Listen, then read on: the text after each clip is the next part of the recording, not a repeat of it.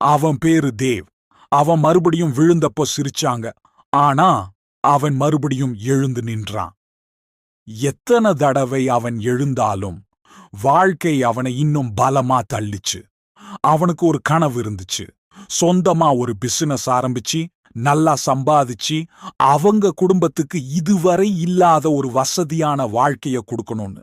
ஆனா அவன் விதி அந்த கனவை பத்தியெல்லாம் கவலைப்படல. முயற்சி பண்ணான், நிராகரிக்கப்பட்டான், கஷ்டப்பட்டு பணம் சேர்ப்பான், சின்னதா தொழில் பண்ணுவான், நஷ்டப்படுவான், மறுபடியும் மறுபடியும். நண்பர்கள் அவனை விட்டு காணாம போனாங்க. அம்மா அப்பா என்ன பண்றான்னு கேக்குறத நிறுத்திட்டாங்க. கந்து வட்டிக்காரங்க போன் பண்ண ஆரம்பிச்சாங்க.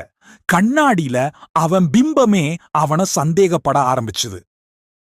ஒரு ராத்திரி தேவ் அவனோட ஒரு ரூம் அபார்ட்மெண்ட் மூலையில முழங்கால மார்போட அணைச்சிட்டு சீலிங்ல இருந்த வெடிப்ப பார்த்துக்கிட்டு உக்காந்திருந்தான்.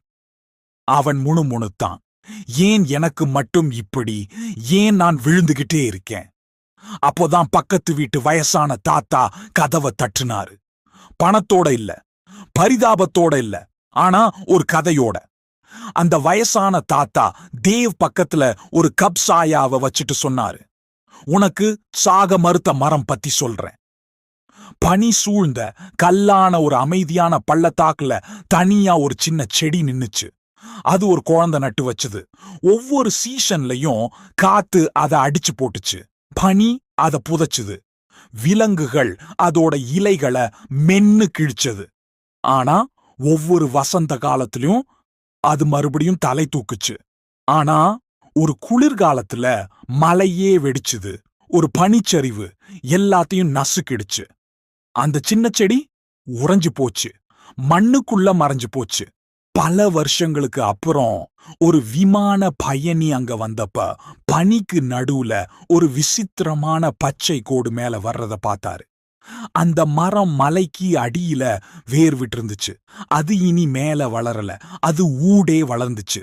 அதுக்கு சூரிய ஒளி இல்ல, அதுக்கு பாராட்டுகள் இல்ல, அதுக்கு ஒரே ஒரு விருப்பம், வாழணும்னு. அந்த வயசான தாத்தா தேவ் பார்த்துட்டு சொன்னாரு, உன்னோட வளர்ச்சியால உலகத்தை இம்ப்ரெஸ் பண்றத நிறுத்து. அந்த மரம் சரியான சூழ்நிலைக்காக காத்திருந்திருந்தா அது ஒரு சின்ன செடியாவே மண்ணுக்குள்ள மறைஞ்சு செத்துருக்கும். தேவ் பணக்காரனா எழுந்திருக்கல, அவன் திடீர்னு ஜெயிக்கல. ஆனா இப்போ அவன் பாராட்டுகளை தேடி ஓடுறத நிறுத்திட்டான். பாராட்டுகளாலையும் வருமானத்தாலையும் முன்னேற்றத்தை அளக்கிறத நிறுத்திட்டான்.